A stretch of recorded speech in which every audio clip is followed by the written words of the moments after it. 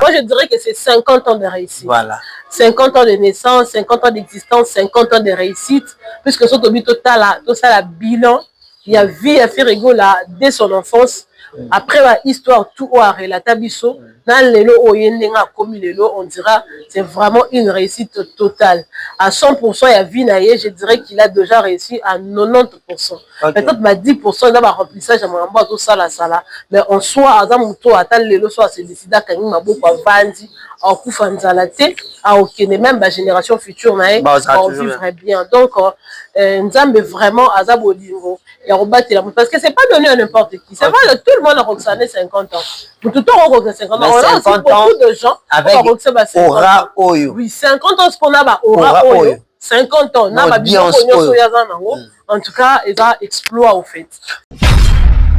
Bon, rêve naïe, qui ma grande salle. Voilà. Et non encore arena, parce que toi, la première interprétation, okay, voilà. Et pas surtout à Bamboario. Okay. Bango, moindre erreur, car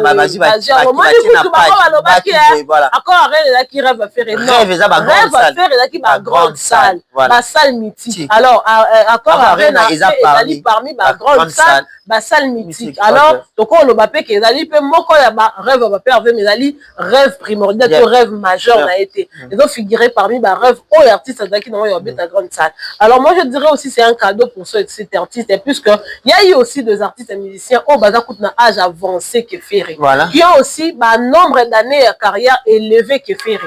Mais Ferré a réussi à quand même à double accord à Adidas Arena, à Betty Genève Arena. Oh, ils allaient peut-être ma musicien mais ma Betty en haute ING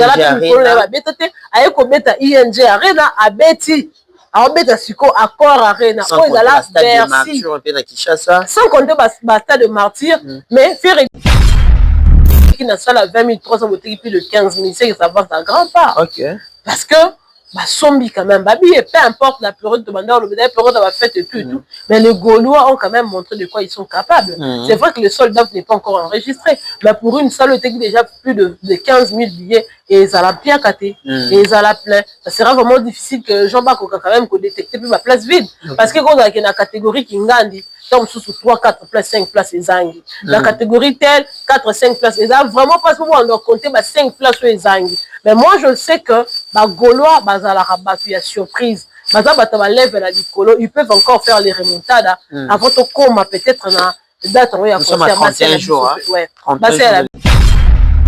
a ça l'accord arena on va dire au béton d'ici 5 ans passés sur 6 ans passés n'est-ce pas que tu as ça fallu concert on est à répondre à refaire parce que l'eau comme allongé ça là tu m'entends quand Ferrego a fait des répétitions et un concert à Sali et le roman que non voilà le résultat du travail à Boutou au bandé comme manzo total résultat na ngwana beau à voir beau à contempler beau à admirer ce que bango batu basala la répétition te résultat pesa la nango c'est clair na mutu oyo d'ailleurs fallait na faire une différence de que fallait remettre la musique à succès aoluka ko la star aoluka ko yebana na kombo aluka ba relation non par la musique ya bala wa bete la emprunté mais contrairement la faire remettre la musique il y a stabilité c'est-à-dire que na a besoin quand na la star mais na a besoin son azate ba beta li son nga et na a besoin que nzembo na ngata ebeta mo na 2006 mais son mutaiki ngo lelo aka nelenge oyo kango c'est là ce que batuni ba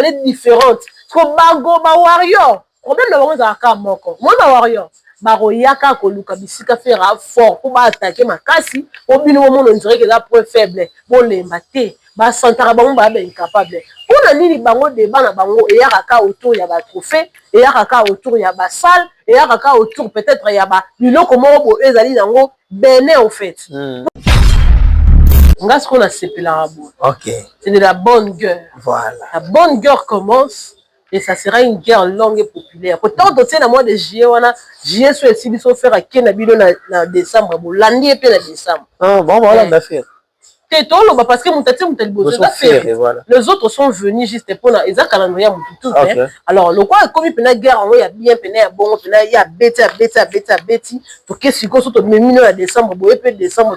C'est-à-dire que chacun doit peser maintenant la poigne. Nous n'avons pas la qui est capable. Mais pas ces arts qui nous sont trouvés, mais là-bas, aux autres, ta musique, à Bouzo, Bayaché, ta coubine, d'ailleurs, Matoi. yagola lesaki bana tokoyemba mwana oyebisao tsaka omoni kanga data lelo tokoyemba bato basala bampiaka yagola lesaki bana ai esa passe bonne chance na bino ya calendrier ya mutu nyonso poto eza ya mutu tu mutu atonga sala aza te ministère na producteur na ye makasi na ye atie sale bonne chance à vous bonne chance la bonne guerre c'est ça ah ouais na place mois de juillet mois de turbulence comme l'a dit tonton promo babi tokoti na zone de turbulence nzala mpe na bafana mutukutina ve ndaki koma tolobaka mutukutina ve bebikala na terrain bebula match yina ata gagné tokoyembele victoire ah oui mebula mebitaka na terrain mebula match inaka gagné tokoyembela ye betayimba victoire betatumbula bana kikwiti topesi bino mbote bapangi ya bandundu tout topesi bino mbote bakongo également vous salue Kofi Olomide civilement marié Kofi Olomide et ça bino passe on dirait oh ça se passe né bon moni manika ye ko ta connaissance nyonso ya yeba ya via Kofi Olomide avande na online manike ça nini moni wana nyeso twana ya ba discours a baso ba souhaita un jour ba bala bango ata bala ita bango ata lo pété na musaka ta lo kita bazwa te parce que ba otala ke simbi wa yaka mwana musala nde bango ba benga ke mwana musala de mwana musala à première dame à la première dame de Kofi Olomide c'est-à-dire que lobi soki nzamba sepela zui Kofi Olomide tango bazo ya ko tanga biographie Kofi Olomide était marié à Madame Cindy, ce qui va retirer comme on dit, ce qui fait les cas quand on a besoin de mariage civil, problème était. Il est parti, il a laissé derrière lui une veuve. Veuve, on est Cindy. Est-ce qu'on va maniquer? On a encore place maniquer, mais non, pas pourquoi? Parce que, Nani, Babia Ndonga Chokoro, a tiré au balete, à Saint-Étienne des fois. Alors, on n'est pas couffé dans ma boque, on est à Kenda couffé dans ma boque. La biographie à Baba Ndonga Chokoro, il était marié, ce qui peut Yakato Fanda, à Madame Delgado. Comment ça va Delgado? Mais ce qu'on a dit, tous les discours qu'il tient là, ce sont les discours de femmes désespérées. Oh, bien sûr. Bien sûr. Parce que moi, ma femme désespérée,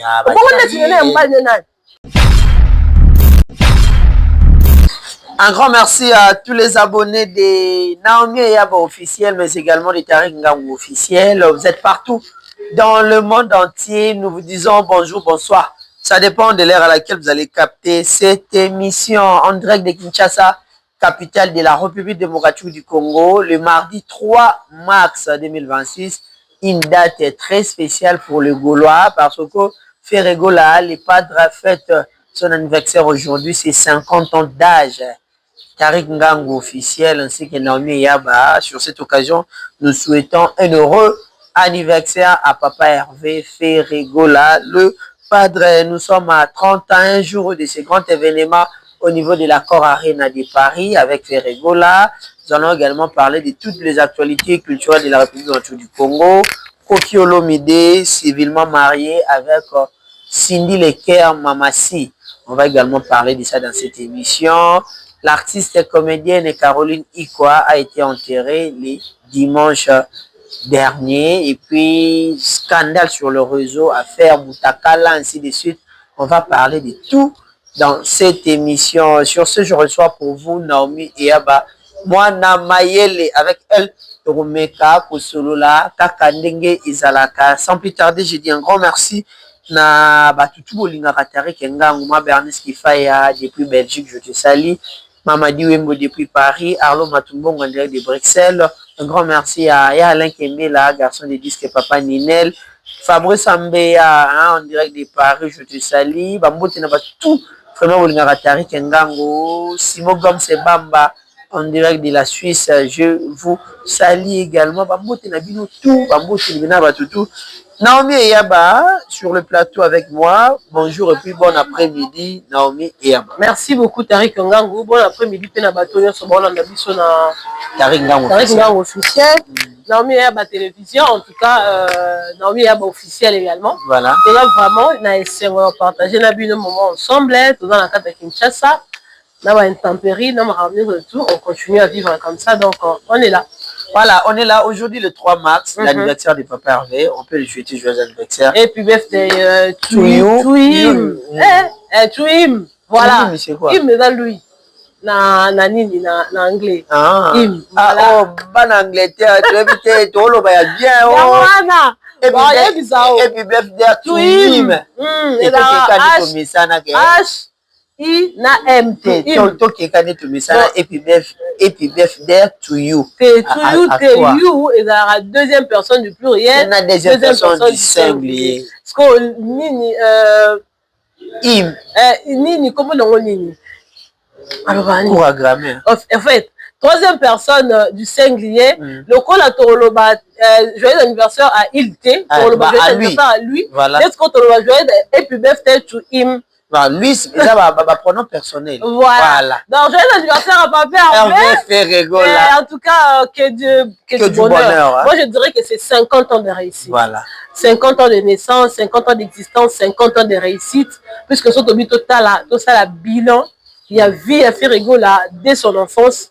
Après l'histoire, tout a relaté biso. Dans l'élo, on dira c'est vraiment une réussite totale. À 100%, il y a vie naïe, je dirais qu'il a déjà réussi à 90%. Peut-être 10% dans le remplissage, tout ça, mais en soi, à l'élo, soit c'est décidé qu'il y a beaucoup à vendre, à Koufanzalate, à aucune même la génération future, on vivrait bien. Donc, Nzambe vraiment à Zabolingo. Parce que c'est pas donné à n'importe qui. C'est pas tout le monde a roxané 50 ans. Tout le temps, on a 50 ans. On a aussi beaucoup de gens avec aura oyo. Oui, 50 ans, ce qu'on a, aura oyo. 50 ans, en tout cas, il va exploit au fait. Voilà, 50 ans exploit, 50 ans d'âge, mais plus de 30 ans de carrière, ça lui amène à Accor Arena. On peut dire qu'Accor Arena, c'est le plus gros cadeau offert aux gens pour ces 50 ans, surtout dans le bas qui rêve naïe, Accor Arena, ils ont parmi les rêves naïe. Bon, rêve naïe, c'est qui ma grande salle. Voilà. Et non Accor Arena, parce que toi, la première interprétation, voilà. Et pas surtout à Bamboarion. Bango, moindre erreur car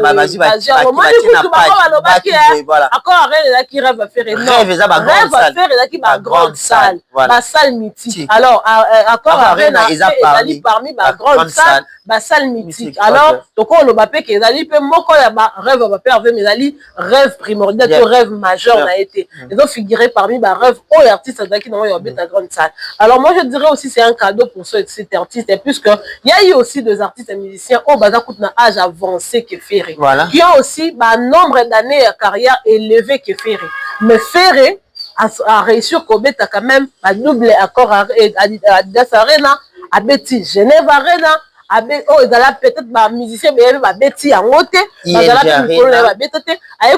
ING Arena, à Betty. Alors, Accor Arena, sans compter le stade de Martyr, mais faire rigolo à Betty échanger, à Betty le terrain municipal à Bandal, mais là, il fallait alors que dans le secteur à Fali. C'est-à-dire que Sali quand même Rambia et Belé, Nathan, il a âge, et puis, papa, Azape, papa, le leur commis, n'a plus de 50 ans, dans la réalisation, mon côté. Au point que même, comment il est. Pour Nini, papa, Betty, la Banga, ma solo, tout le temps, wana muninga langa voilà na banku na la tse la réponse dans notre chenga parce que muninga wa comment le niveau wana ya comment te bana basala ki bayine parce qu'on va faire ba papa oyo a commis dans 50 ans na ba makambe belé c'est un exemple à suivre raison pour laquelle toto bito zonga la vidéo il y a Taliana Lobaki que c'est mon père. Malgré le fait que beaucoup critiqué, mais moi j'ai beaucoup à apprendre auprès de mon papa parce qu'il a réussi sa vie. Ce n'est pas aux Anglo français, mais ça là qui a échoué vie. Le fait rigolo a réussi sa vie. Dans 50 ans, en tout cas, ça vraiment dans ma mobilité. Voilà. 50 ans dans ma mobilité. Il peut vraiment vanter ça, il peut vraiment se taper la poitrine en disant que dans 50 ans, il y a quelque chose qui a réussi. Voilà. Encore une fois, il y aura un anniversaire à faire rigolo. Le 4 avril, c'est le plus grand niveau de la on a où avec la billetterie? En tout cas, ça avance très bien. Ça avance à petit pas ou bien très petit pâté. Parce que les gens sont qui n'a ça la 20 000, 300 boutiques puis le 15 000, c'est que ça avance à grand pas. Ok. Parce que sombi quand même. Babi, peu importe la période de mandat, le période de la fête et tout, et tout. Mais les Gaulois ont quand même montré de quoi ils sont capables.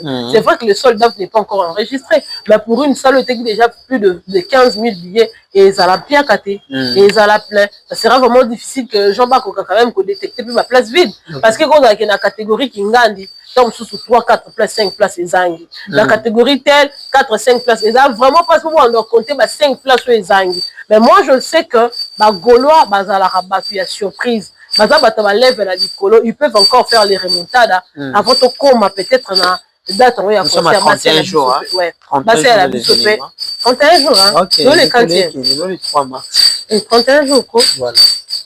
Bon, rien n'est impossible. Bon, mais en fait, le Gaulois sont 9 000 billets dans moins de 5 jours. Voilà. Donc, c'est-à-dire que Baza capable de Alors, on a confiance à vous. Le Gaulois, faites comme vous avez toujours l'habitude de faire. Patoche depuis Paris. Parce que Baloba que Maya na soldat mais basala. Biso siko toyoka yango na to sala. C'est-à-dire que toi fort pour les kabango, faites en sorte que toi il sabon que toi araka fort pour les kabango.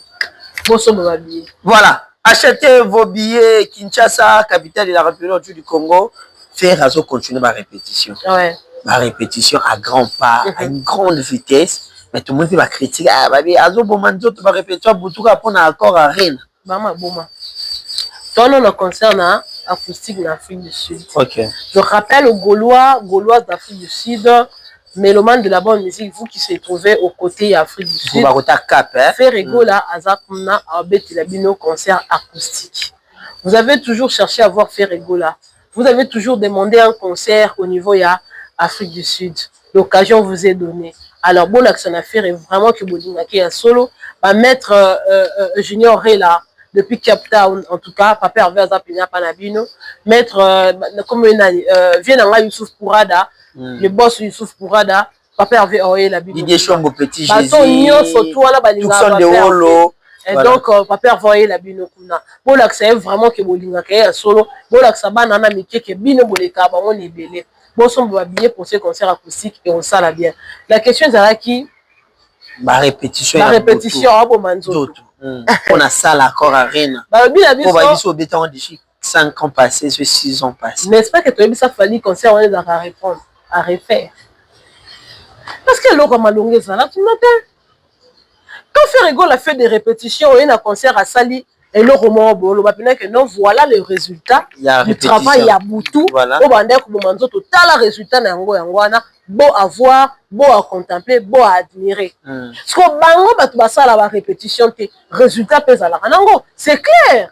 D'ailleurs, fallait faire une différence. Fallait remettre la musique à succès. Aoluka koza la star, aoluka koye banana combo, aoluka ba relation, non par la musique ya bala wa bete la emprunté, mais contrairement à faire remettre la musique il y a stabilité. C'est-à-dire que nana besoin quand na star mais nana besoin son azate ba beta li son nga. Et nana besoin que nzembo nanga ta beta mo la 2006, mais son mutawa ki ngo lelo aka nelenge oyo kango. C'est là ce que batuni ba différentes. Ko bago ba warrior. Problème na bango za ka moko. Mo na warrior.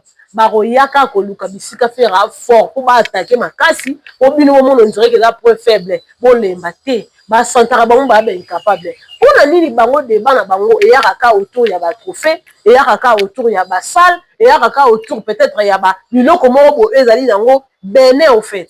Pourquoi leur débat ne se résume pas au niveau de la musique? Moi, je vais décortiquer les accords de vocal à ma mission. Les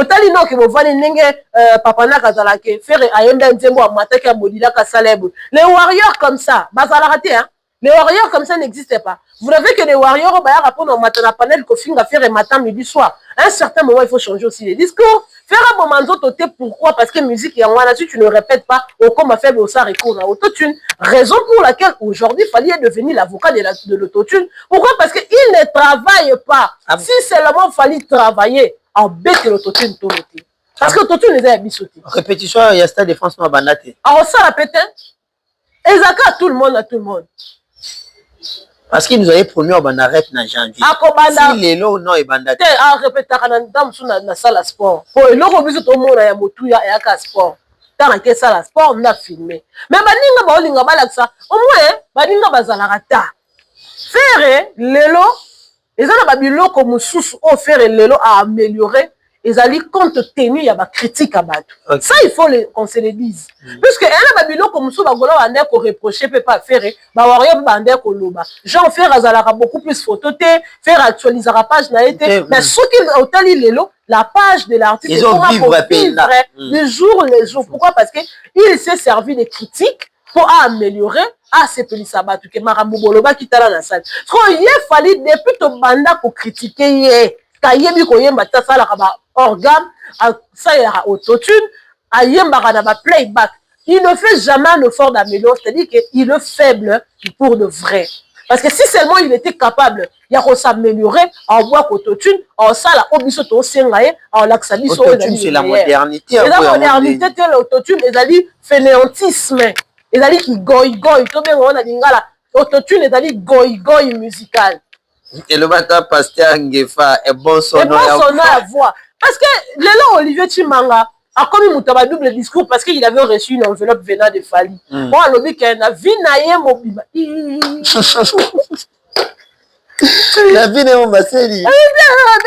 Un père qui a ma pierre propre. Un père propre. Pour garder dignité. Au plus, on va me 100 jours à rayoter. Voilà. Je sais que parce qu'il y a aussi des gens avec qui on a été en bonne relation, mais ça n'a pas marché, on a coupé les ponts, malgré le fait qu'il t'ait donné peut-être un billet de banque, mais tu n'as pas vu ces billets de banque, tu as préféré garder ta dignité. C'est ce que les Olivier Chimanga n'ont pas éligné là, c'est que peut-être pas comme une recommande à sous. Alobi ni Olivier Chimanga. Alobi, la vie n'a pas mobimba. Fallait pour pas handicap. Merci beaucoup de recevoir qu'un enveloppe. Voilà l'émission de Bosso. Allez sur ça l'émission.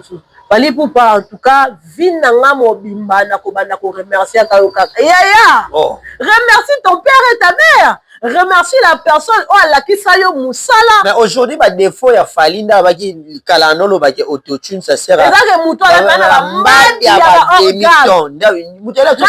oui, c'est lui. Mais aujourd'hui, je suis étonné, il y a un monde que Olivier Timanga qui autrefois n'était pas pour l'autotune, a commis le lot pour l'autotune, Paul Lucas doit faire à côté, c'est-à-dire qu'il y a des habillés Saint-Paul pour habiller Saint-Jean. Yaya. Et on a mobile, la position que Zala qui au Kabwana, pour mobile versatile, jamais. Non, mais une question qui me vient en tête, pourquoi toujours si c'est une question d'autotune, bah tu vas comparer à Ming Ferré, Fali, mais ce ne sont pas le seul musicien toi avoir en Congo. Parce que j'attends la banque de bon vivre. Parce que Fali, bah là tu sais étiquette il y a faux chanteur autotune, Ferré, bah là tu sais étiquette il y a moto azolinga modernité té, azobo il y a évolution, révolution de la modernité si je peux parler ainsi. Faire un boy à révolution, t'as beau inde kokoma goy goy. Ok. Alingi benata ubino bolo bake akala kina Odette Bambe femme d'affaires. Andimi boyo kango penza bo moi boyo kike, il était en train de chanter naturellement contrairement à ce qui s'était mis et pas il a fallu que mutu moko ta longwana ndaku na aya ko yemba na voix na. Frère vous a montré qu'il a quitté sa maison avec sa voix et cette même voix il a utilisé dans plateau ya bosolo la politique et il a chanté. Bisiko bino bolobi ka kalaki wana alors que si bino pena kalaki ya solo parce qu'il était naturel contrairement à Fali. Siko Fali to benga il faut chanter pourquoi parce que eza ya ko bomba te. Fali attend un concert même nenga ba mso ke na yebi bino autotune sur scène ça lui sert à rien. Et kala nango. Et kala ka na ebite et que Dino me. D'ailleurs Fali autotune est blo mindele. Gino a la maîtrise nangote. Gino. Alors ngai personnellement, Luganga mundele wana bozaki na ye na studio. Atambola na yo pour régler la rayo pour boy c'est la honte. C'est vraiment la honte. Bozo benga Fali il faut chanter pour Fali oyemba na concert na yembo ka. Tout le monde. Il y a des images ezokobima. Obi l'internet les images restent. Les images bien restent parce que par exemple s'il fallait voir il y a des images na oyo ako rakota na gamme ta comme okosa akomo luka sala ndit mo fente mo pas luka okota wapi mais Fali s'est rendu lui-même mauvais service parce que les Fali de autrefois les Fali de chez Kofi les Fali quand même de droit chemin il y avait quand même du sens en fait dans ce qu'il faisait. Il pouvait aussi chanter faire un arc à paix la paix devant le genre bayo qui Fali mais le Fali d'aujourd'hui c'est la honte. Mais quand toi tu dis Fali d'aujourd'hui c'est la honte, mais il reçoit toujours des soutiens de taille. tout le monde peut souman Mambila Belle à côté l'autotune. Mambila Belle c'est normal. Bango nyonso tu wana tari kokendo ku musika te bat batu na ba question te. Mambila Belle ana biloko fali amela ikanga mena mungongo te ya. Mambila Belle yemo uti okoma mukala fali akala militaire. Pona nini akomi mukala fali poka azana na haine ya Kofi. Parce que mutu tout ozala contre Kofi faut la pour Fali. Parce que Mambila Belle ezana ngokutu noir sur blanc que Mambila Belle akoma na ye pro Fali. Ba ya otikele même biloko ya l'hôpital, ba ya otikele mbongo l'hôpital. Tango abima hôpital akosaka biso asala accident. Mambila Belle abinaka loka ba biso basse za kubukana. Basse bukani na ka hôpital, mais tango abimika hôpital basse bongi ba médecin na bazaki ba professionnel hein. Ils ont vraiment fait une opération ya mbangu, c'est-à-dire que ba sali Mambila Belle remède moko très vite spécial pour abika bina. Donc Mambila Belle akoma bato baza parmi ba mikala o ba koma olanda Fali ba lèche mode hein. La lèche mode. Ya Fali donc comme Mambila Belle soka ya côté di Fali ye moko Mambila Belle ndenga za bongo soki penza banda pena aza pena chanteuse il faut imaginer to Fali to bandi ko tsama kamunye to Mambila Belle asala na makolo on dit mango. Mais déjà autotune en 1997 il y a une bande mo ba Nairobi na 1994 ya mpo no lobelo ke mambalo ba les a vrai donc c'est dire aka loka ba Olivier Chimanga alobi pas ko changer pe langage ba luka kompelo des personnes faire ça même Charlie Prince azaki parmi bato ba boya ko autotune alors en 2025 où Fali était en train de parler que na une autotune sur scène bon panzana mitou avec séquence et tout Charlie m'tesa son musicien mba ayemba kata ba le comme tu vas beta c'est Charlie qui l'a dit il n'a pas été pour l'autotune mais aujourd'hui il a changé les discours pour comment pour l'autotune les alliés hein bah non luka clair mais moko to simba pena na bango eroya na ko tsako pena lingala ko bazwango pour la que ça pena que niveau bango baza batu moko boyeko ba personne illégale ba personne immorale ce sont des exécrables yangwana voilà l'exécrabilité ça vient la France exécrabilité non médiocre voilà médiocre François va dire moi voilà la médiocrité.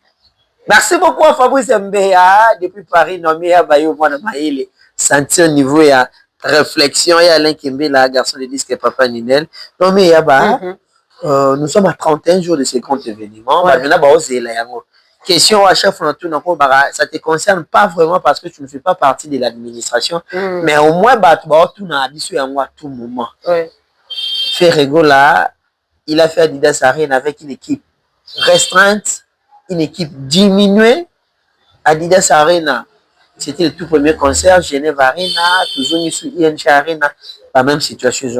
La grande question, est-ce que Accor Arena en 2026, les figures au bas de bord, il n'y a pas de monde. Il n'y a pas de tel que baya ilous ba markaous ba mwana kongo parce que baza bato pe ba décorer puis moi podium ça bien sûr que les gens viendront premièrement pour faire c'est ba décorer c'est ba apporter un plus décoration dans le sens que y a comme ba statuette moi non ba peu c'est lengi na podium voilà décoration pour na fallait ba décorer podium ba mission fallait ba décorateur comme nous voyons concert on ta playback pose la bossani là ba micro là ba thème ba décorateur alors Papa Hervé lors il y a émission n'avait pas Israël Mutumbo alors ba qui na biso ki auta ko sola même na ministre de culture on a ba accompagner ba on a événement déjà pas lancer un bon et c'est ça qui est bien que le producteur a tout fait lui il n'a besoin de rien en termes de mbongo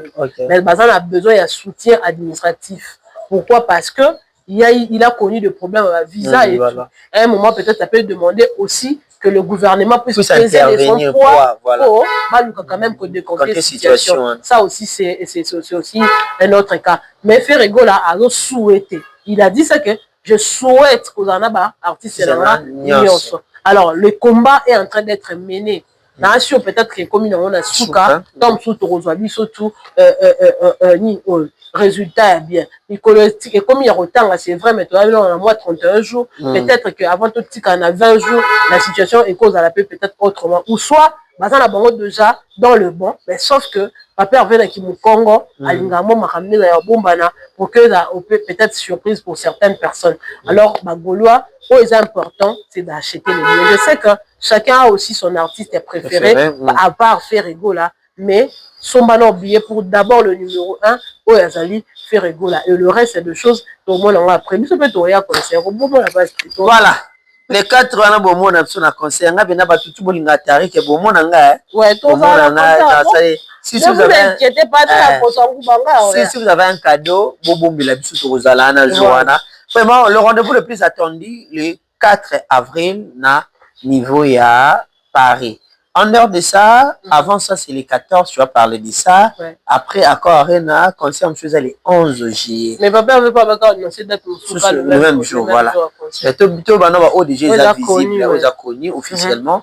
Le 11 juillet, na Cooper Box Arena à Londres. Ouais. Mais le mois de juillet, il y a une zone de turbulence. Ouais. Zone de turbulence, pourquoi je dis ça?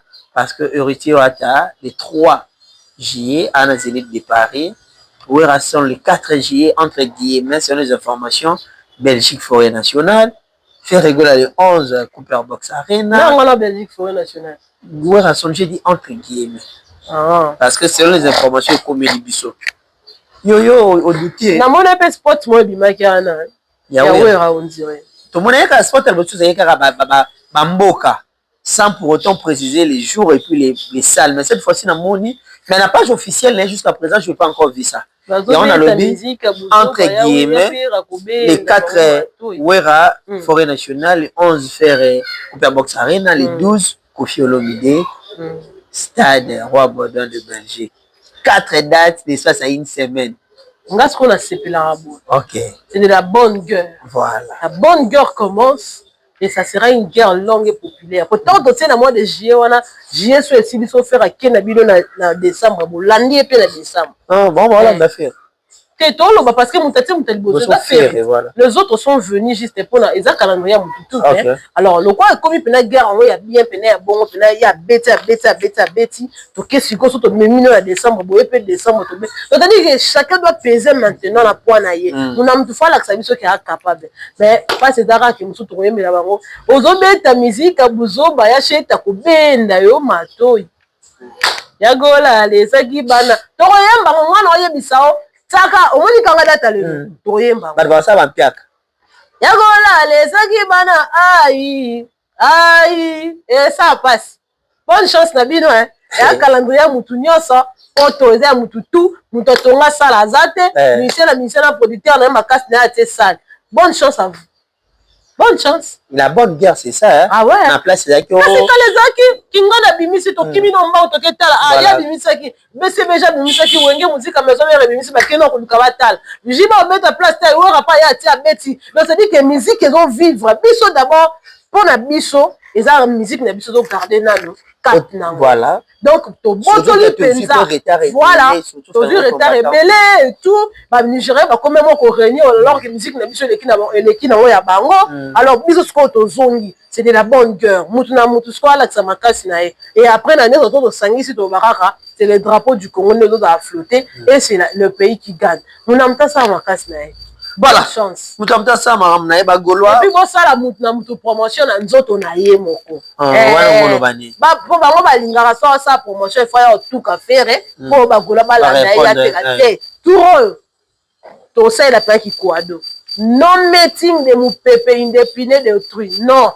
Mutu na mutu asa la promotion na ye na vie na ye na bankamu na ye te ka bien na on l'accepte ko za fort. OK. Un point c'est tout.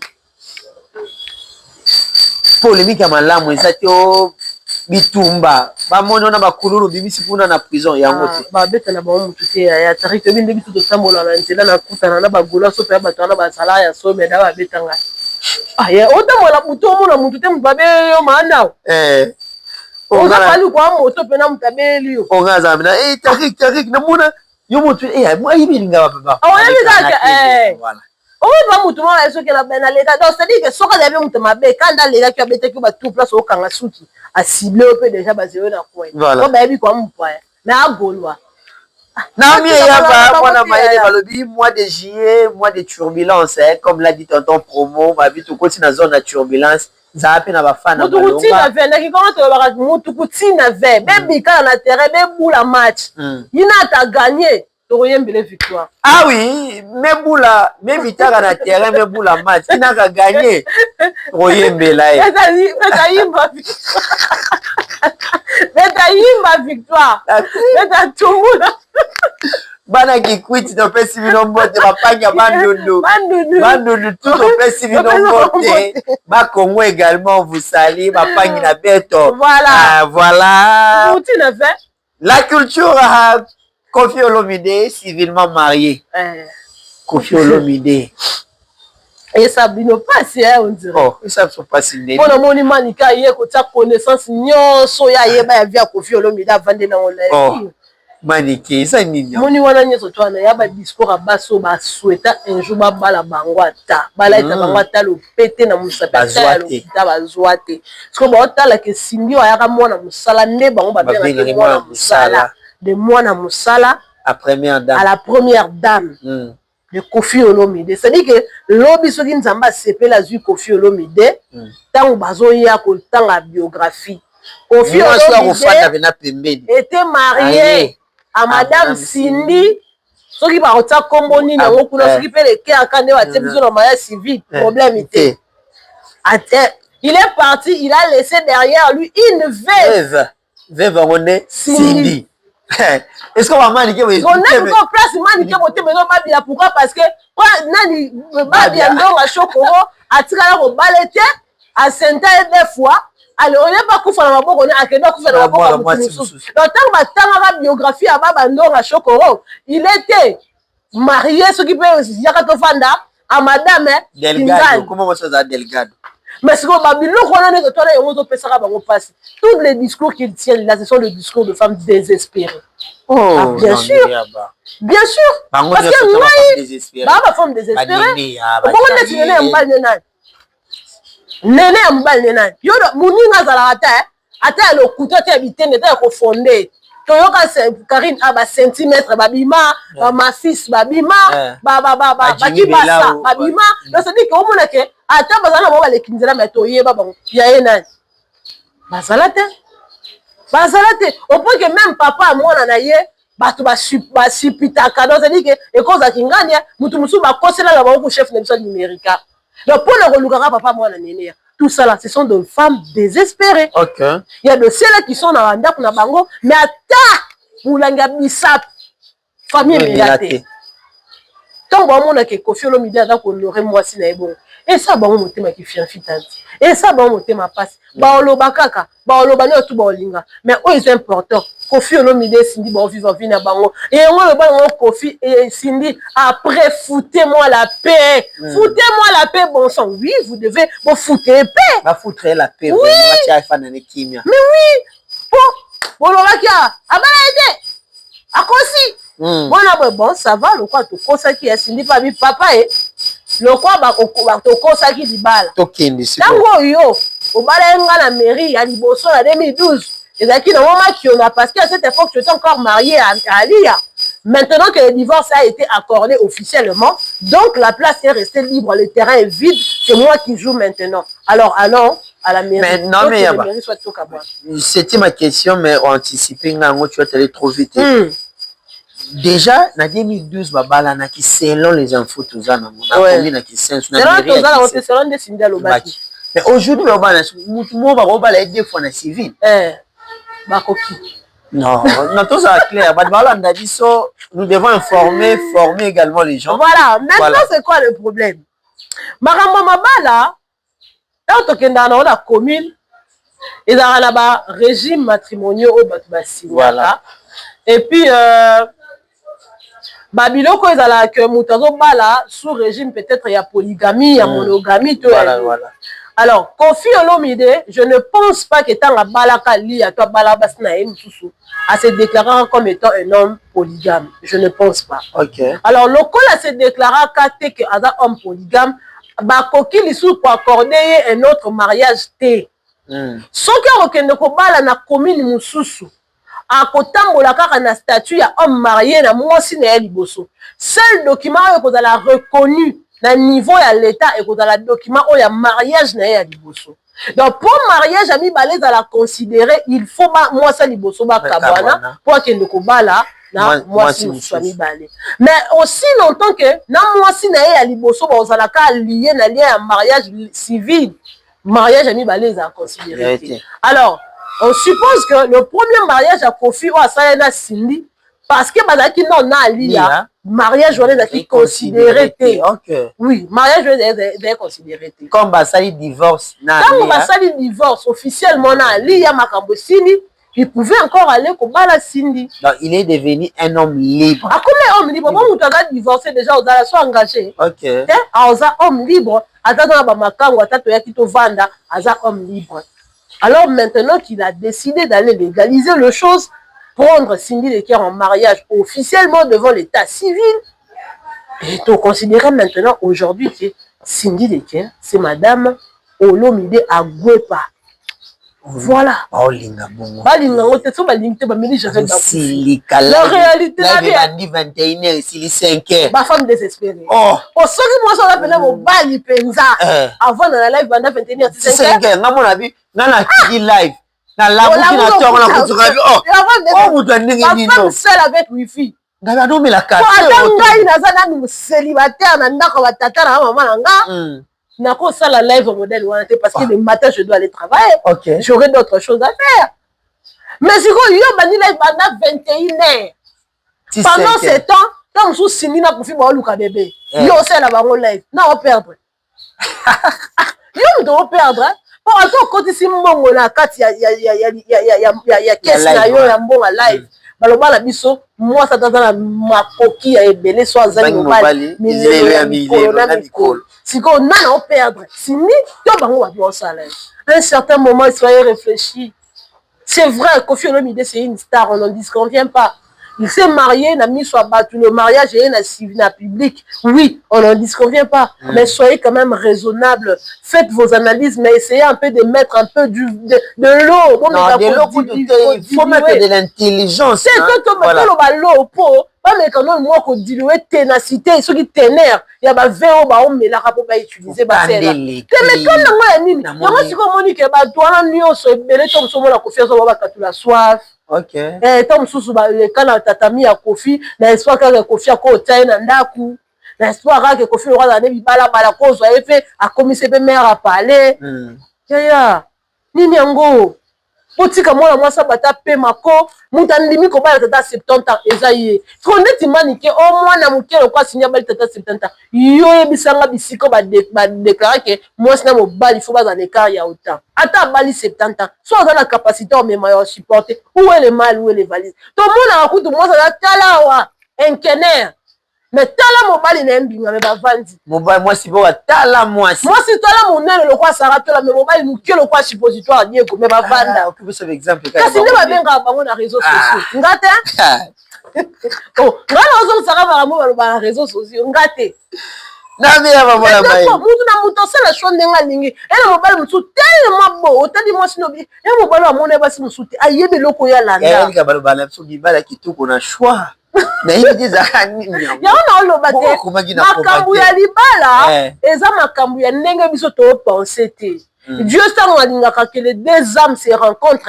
et ça makambu beauté te ya makambu intelligence te moi j'ai l'autre fois nazaki na côté bakanga il y avait un monsieur qui était en train de dire abi basa ngobi batangi to su ba sele l'autre tika zo na nga il lettre na nga na côté cours alphabétisation OK je te jure basong batang makambe intelligence on atanga na classe na kata ndaka bala sali tika na zona nga mwasa il lettre na otangisa e pona za na kimia au moins yo otanga na kimia OK donc ça dit que makambo libala ya ba réalité voilà oyo penser te je connais une sœur ata mwana nzela ala ta alliance na e ba fille ba le ka libala pene la chance moi ça ngima peboye atie pas alliance ba bali mais mobile na le la fort fort ah oui. La vie est faite de beaucoup de choses. Zambe, Jésus et moi, c'est trop compliqué. Raison pour laquelle, à Balarate, à la peine à chérité. Parce que, à qui m'a qui déceptionné. Attends, vous salez live. Si nous avons Kofi serré déjà, il y en a bango. Voilà. Cindy Olomide Agwepa. Désormais, ma vie, il n'y a plus des inquiétudes Kofi Olomide et Cindy, ensemble, comme ils ont été toujours, cette fois-ci, légalisés devant l'État.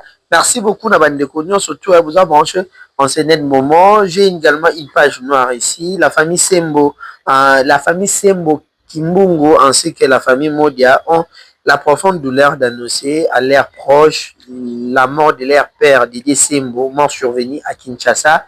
Sur ce, les programmes et Sami Boye, il y a une veillée mortuaire qui est prévue le vendredi 6 mars dans la salle Stéma Forever située sur l'avenue Université référence Capella. Sur ce, je présente mes condoléances. On dirait que dans le même programme, il y a Igor. Hein? Igor Luba, ça c'est pour le 6, le 7, le 8. Ah. Igor, c'est pour le 6, le 7. Comme je disais, la famille Sembo et Modia ont la profonde douleur d'annoncer les décès, soit de la mort de leur père, Didier Sembo, mort survenu à Kinshasa. Sur ce, la veillée mortuaire est prévue le 6 mars, le vendredi 6 mars à Kinshasa sur l'avenue Université dans la salle Stéma Forever. Et puis le samedi 7 mars, c'est l'enterrement. Corizana Morgue, il y a hôpital, il y a Mabanga, commune de Kalamu, quartier Yolo, Sud. Sur ce, je présente mes condoléances à Parfaite Modia.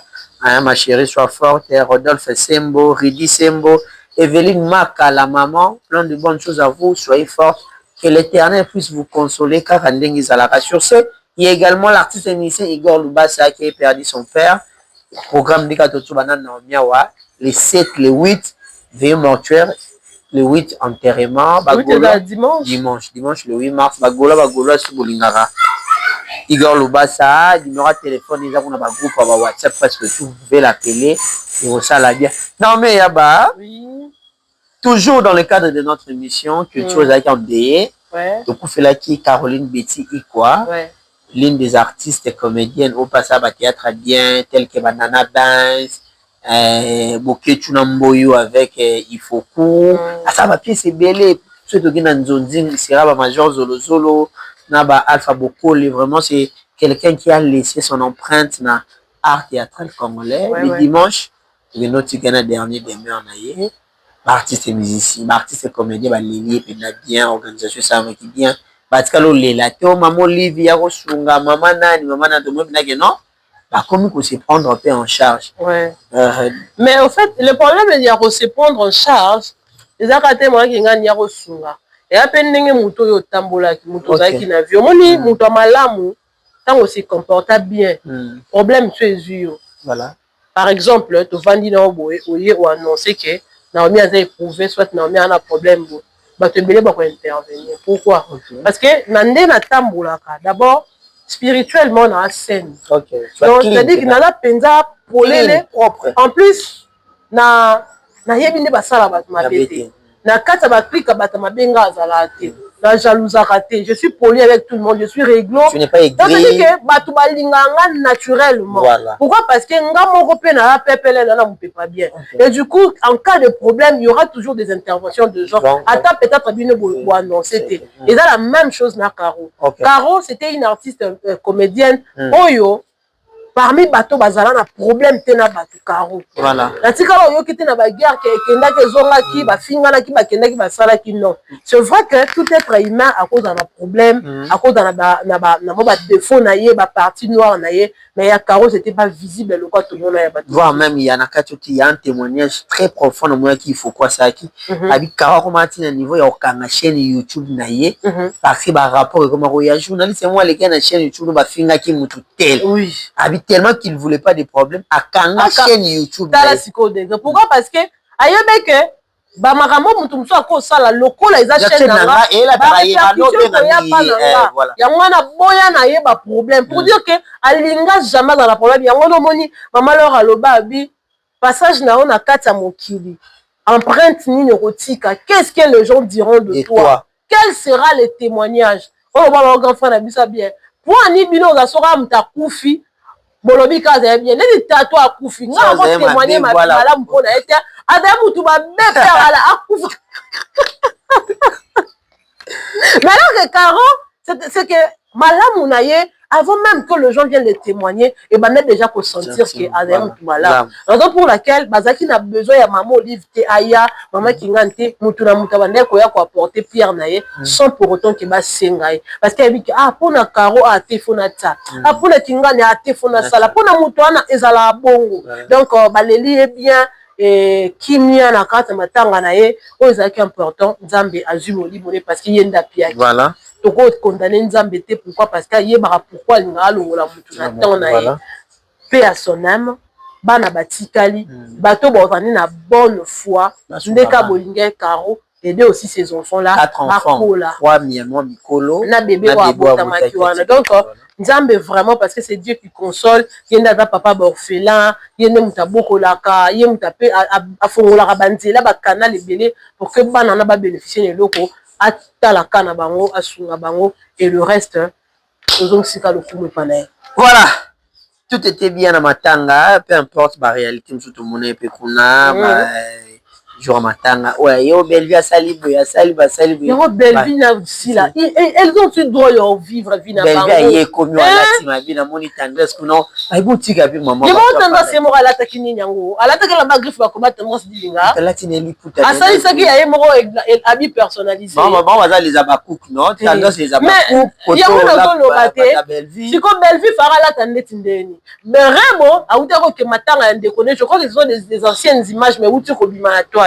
Alors que lamba noir mais zaki na ba dentelle ezaki na pena Égypte on dit na eloko to soki robe ya mulai pe mais jouer ka taille bien même tu vas critiquer ya zo ya matanga lati ba dentelle boye si ko fera la tendenge ni outa la dentelle bo Belleville moi j'étais à quelques mètres d'elle on avait au filmer elle était tellement bien habillée lati matanga ba kenda ko sa matanga alatina liputa imagine ka lati liputa mais ba latina bien muta lati azo ka passe est-ce que bino ozaki na besoin ya muta lata bien yeah perdre quelqu'un oyo ozaki na ba estime na ye c'est pas facile hein? Voilà. Merci beaucoup Nabannego. Nous disons également félicitations au président Caleb Toukebana pour l'organisation Matanga et puis groupe Sinar Mobimba na monaki ya poto be mayaki na monaki maki la duchesse était là et ya poto na moné ba Charlène Benz ba say Matanga ba on sur le zolo presque groupe Sinar vraiment je même na poto hein banana beba comme na moi si ya général Charlène Benz na moné bona ba 11 ba ça Matanga en tout cas elle était vraiment choquée Nana Benz. Charlène Benz. En tout cas, elle est vraiment choquée. Ma cassi, dans mon là. Donc, c'est dit qu'elle a vraiment perdu sa sœur. Voilà. On n'a pas sa modèle à Bourgogne. Voilà. Non, mais le théâtre est également secoué. La sextape. Ah, sextape, Michoum Bébé, les diamants du président. Le président, les diamants du président. Les diamants du président va publier par Jimmy Belao. Internet et Kezo, il a moni GL Show. À Bossa, il va publier qui. À quel endroit Kezo, il va dire GL Show, il va dire salité, Michou, ça n'est propre. Bon, en fait, nga personnellement, je suis juste choquée de voir comment... Toi, personnellement. Personnellement. Voilà. Je suis vraiment choquée. Il y a au moins un dengue mokili do kendelele. Ok. C'est-à-dire que nudité à moto. Et comme il a monnaie courante. Ok. L'accueil des nudités, nos parents ont eu à payer les prix. Pour bazo ba mama biso ba tsa bango na ndako. Ah non, mais franchement, c'est vraiment le signe d'état de la fin auto-mona. Mon kilio, on t'en parle au bas de la maison, tango suka. Beaucoup moins à mon ambois. C'est également la légèreté de la part à ma fille. Et ça, la légèreté n'a pas à ma fille karaté. La personne la plus légère dans l'histoire, c'est Jimmy. Mais il n'y a pas Wangani habillé. Ah, Wangani neni. Akaptira qui point nini. Voilà, c'est ça. Papa. Yo solo na muto a pio confiance. Ok. Tinde bo solo la wana a commis un niveau à l'euro libre parce que c'est pas quand même facile pour une femme de se déshabiller devant un homme. Voilà. Elle a facilité, elle a passé mon sous-sous. Alors penam ou mena makasa lia ko bala comme pe na jour à tatani puis a bini sur petit kalo zoaité.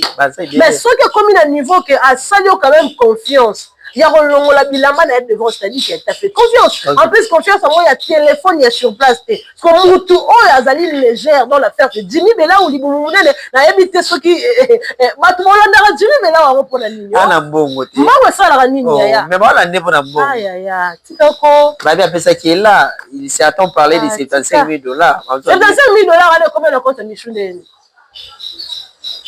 pour ça men tango yibi mbongo ya batu o collection na compte noté il faut l'élection na compte mo pour tracer tikala te yo lekisi na compte à Michou pour ça qui confiance donc ça n'est bongo bamso abeza lokuta repese $75,000 ti mo alekisaki yango na compte à Michou selon ba info parce que je peux pas aussi confirmer ou affirmer alekisaki soi-disant na compte à Michou parce que akoka quitter collection na compte na ye pour na kotika traçabilité za la voilà. Ce qu'on n'a pas à Michou, pas talité, on pas développer qui déjà. On veut Michou comme à niveau qu'à l'on le Jimmy Bila ou Bilamba, c'est que va développer qui va commettre déjà loin. Et ça que Jimmy Bila ou à Bila à biser la confiance, c'est-à-dire à profiter de la naïveté à Michou. Les bonbons du président, les diamants du président. Même au sein de l'Eurotain. Mitagala on va publier papa pimbo mabangwana bayamba bila ba plateau chaque fois soki mitagala va publier ezozongaka ya o ya kala tezonga ya sika bozong si ya hérité ya hérité pe fozonga ya papi mboma Frank Stemai Mukuna ministre na Martina Biselele ya nani comment nani ya mami oh ya Congo central ya batu bwana voilà comment ça va nani mimi te siko o mobali comment ça va na bosani ya peso bima Jaël et vozonga c'est tout récent ezongi nani susu mwana manike ye ba beza yete mais ezongi kaka dozali ke ye dada ngwa bana Naomi yava utokana dada ngwa bana ye pazala on va appeler la mukila non mais on rigole oui on rit oui mais ça fait mal Tariq et donc ça la passe voilà parce que bato baza quand même censé qu'on la respecter voilà respecte l'intimité de l'autre tant bokende ko sala ngo chez makambo ba sala ngo aux yeux de tout le monde voilà mais tellement ba batamaka bokende ko foutre la ngo peut-être chambre mo ya luxueuse tant sous na pool man pour ça eloko wana c'est-à-dire que na biloko moko boza na beaucoup de valeur na biloko moko boza tellement intime que tant bo sala ngo il faut bo sala yango batu ba mona te mais siko pourquoi comme à niveau yo publier Michou Jimmy Belaou en tout cas laisse-moi te dire que tu es un homme immature et tu es léger et la plus légère dans l'histoire hein, la personne la plus légère dans l'histoire de Jimmy Belaou parce que comme le niveau publié Michou déjà tu avais évoqué un point très important au capture qui n'a nous pona ça dit bon yo solo la nanga la pio conseil au capturer ponani et bien loko bongo na limite que Michou ko limbisa Jimmy Belaou na vie na na limite parce que dans la salle confiance bon soi-disant la bolingo je te considère comme une partie de moi mais ça s'y voit également il y avait de l'amour Michou au fond de la bolingo balinga qui Tariq na yebi so que ce n'est pas donné à n'importe qui que otika la bolumbu na misu na ye c'est pas donné à n'importe qui attends ton bolo ba fille les gens Michou za cheltin est-ce que dans mon Michou temi ya boulevard bandi ko bela ndenge nene ya sombi histoire nene ya ndeko nanga conseil na opesa o mokilo za malamu mingi te yaya mutu mususu ko tela o mayele poka asali oyo botika kozwa ba dossier ba ninga bo tombola ngo le konzire da ki fin du monde te c'est une erreur ko esalamaki Michou asala ki on parce que il a confiance à Jimmy Belaou mais azaki peut-être naïf parce qu'il a quitté na no traité na ye Jimmy Belaou ne mutaza zoba na kata histoire o bato boyo ko ta Jimmy Belaou pa pesi bino mbongo bo amitema mabe comment est-ce que bato moko teka bo moto pona mbongo pona koya ko vilipender muto aza victime parce que la victime dans l'histoire c'est Michou c'est telle même image des ternie si on peut le dire comme ça mais comment est-ce que vous pouvez prendre part ya muto peu importe relation sur les alliés sur ndenge ni bon le baké Michou ayebete que Jimmy Bela a marié bon ye Jimmy Bela ayebaka za marié avant ni ça qui libumune na ndako te pona ni mais toi tu étais que libumu faut aller bon za libumu ah ça na moko basali ya sport ezala te poni ya 27 na fouille ici basala sport ezala te te bongo ya osala te mpona nini ata ntango na poto basala sport ezali mpona ye omona limwana na kitoko ex mobile ya Karine Mokonzi te Karine mpo aliaka kaka banda oliaka ebongo donc cedi ke un homme nayebi te na qualifie ndenge nini yango voilà na bambongo na mabe wana mais s'il faut donner un conseil à ma fille surtout que tu es également tu es fille ma fille surtout il y a média non seulement il y a média mais d'une manière générale pour la situation comme la bateau to rolo bani pas si mpona apesa bango conseil surtout que mbongo mbongo kutu na okaa te je te dis ça zela na yebiso soko bese conseil andimi mais akomi devant mbongo asede na ye bon je ne sais pas vraiment soki mbongo mpenza nde il faut totiango liboso ke moto akosede mpona mbongo mpo ndeti ngai nalobaka so eza mpona mbongo seke na olinga mobali te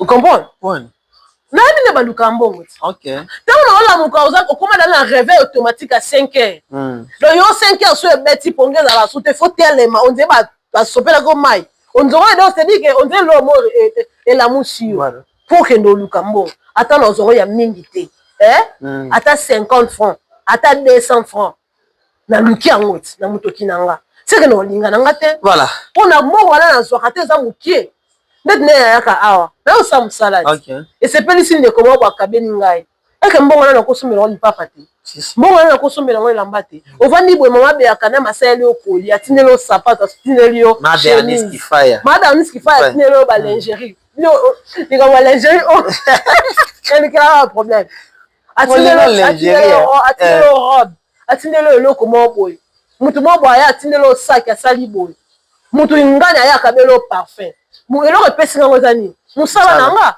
estce nakabi nzoto estce nalingi bango estce nasali c'est-à-dire que soki eza mpona mbongo seke na kolinga te wana siko na obenza nga parce que pour d'autres personnes peut-être bamonake so mbongo mobali ya ovivre te yango moni peut-être baselesaka faire yango moni abiki eza mpasi mpo wana pia bango conseil eza juste kaka emene vino ndenge omene so mpo omonike bakopiblie yo okutana mobali ya immature problème eza kaka ke okutana mais le côté avec Naomi Michou c'est parce que baza ba star ba ebani en dehors de ça chaque jour na Kinshasa ba publier ka ba kisa na tena na poto ba publier ka na la na groupe mo na kita groupe wana pona bongo donc mitakale yaka à tout moment na so excusez pour le terme la saison de réalité oyo to vivre dans le monde aller surtout que nous sommes à l'ère de la numérique donc ba publier les filles chaque jour.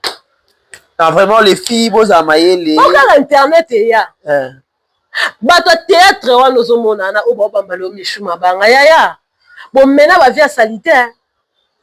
La personne n'a pas Gabi Mbote. Pour moi, ya Gabi, ya Zalakane éclair. Ya Gabi dans la duchesse, pas tout le monde. Ayebi va vie oyo, batou, va salaka na théâtre. À l'époque, au lesbianisme, ils ont battre plein, on a quatre théâtre. Comédien ba producteur mutu pena en pleine répétition ba kamati ba kenaye soka la na période voilà merci beaucoup Naomi Aba on est arrivé na ta ba wo benga ba mama ba nani wana ko benga ba ngote ba boss ko benga te on est arrivé à la fin ba dossier à salité on est arrivé à la fin de cette émission un dernier message eza wapi na bata théâtre na mibala ba gigolo mibala ba insensé mibala ba immature. Quand une femme te fait confiance parce qu'elle doit considérer, n'abusez pas de cette confiance que vous faites par le femme pour quand on dirait que bon ça la bango mabe parce que eloko nani a sali on va misu les ala ba publier mais longue bomba mi on luka yebe ko zala nani so peut-être la muta ba vie à simba mais moi si ne que toi yebi ka ne bo sa ko bo santé muta tezemi mais pour yeba que vidéo na on debi bo to ta na ngai voilà so ya Jimmy Bela we longue monani Michou conseil moko ya porter plainte. Pour la minute, c'est toi la victime. Azur va image d'abord à ton insu. Les infractions. Prendre les images de quelqu'un à insu, les infractions.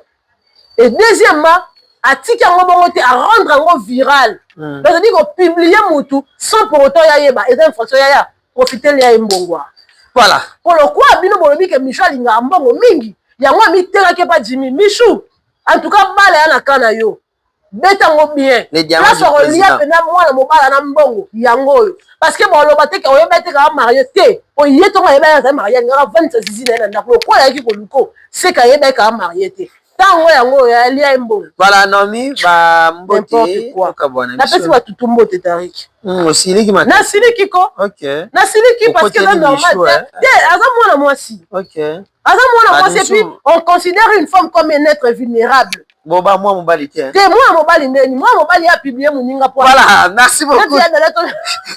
Parce que dada fana ko ba fils kelele ba aussi. Asi ba ngaka tira na la bizomukila. Nga ya la bo et puis tala dans ces années, mon âge à moi né. Ah dans ces affaires. Yeah, il paraît. Ah, c'est trop triste. Abimisi mukila. Ba bien moi go et nous ni peu ça va commenter. Il y a un peu vulnérable. On va publier, il n'y a pas de vulnérable. Il y a un peu porté Il y a porté plainte. Il y a un censé. Ah bon, voilà. Il y a un peu de ronde. Il y a un peu de Michou.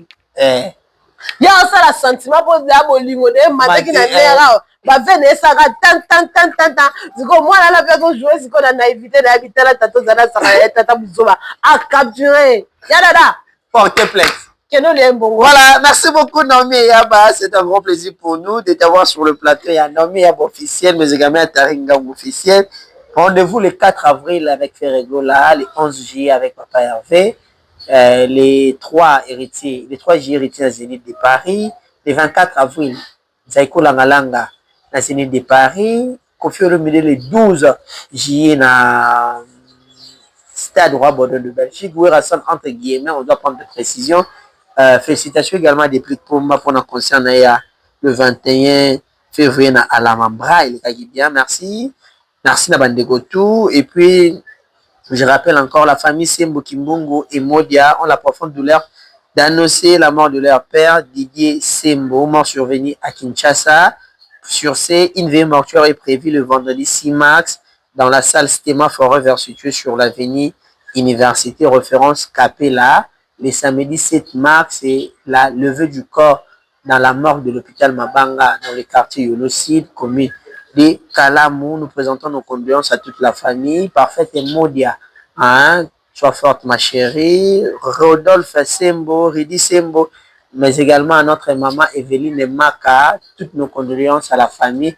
Que l'Éternel, les consolateurs de cœur brisés, puissent vous consoler. Un heureux anniversaire à celui qu'on appelle Coach Mabila, hein, Coach Mabila, je te souhaite heureux anniversaire à toi, Nzolangala, que du bonheur. Zambazano Batelayo, encore une fois, nous souhaitons heureux anniversaire à Papa Hervé. Ah, heureux anniversaire à Papa Hervé. Merci. Merci beaucoup à Gucci Marceau qui était derrière la caméra. Et puis, je profite sur ce de souhaiter un heureux anniversaire anticipatif à mon ami Aurel Kalombo le 21 mars. Heureux anniversaire à toi, Aurel Kalombo, tonton. Plein de bonnes choses à vous. Mon anniversaire à moi de mars, hein, le 29. Joyeux anniversaire anticipé. Nazo pesa mote na honoré mabidi kolobor. Yozo boy au point. Babi za komo na été. Eza mabidi kolobor. Caméra pas tanga en bon. On se voit prochainement. Ali wa mabeti zinge caméra.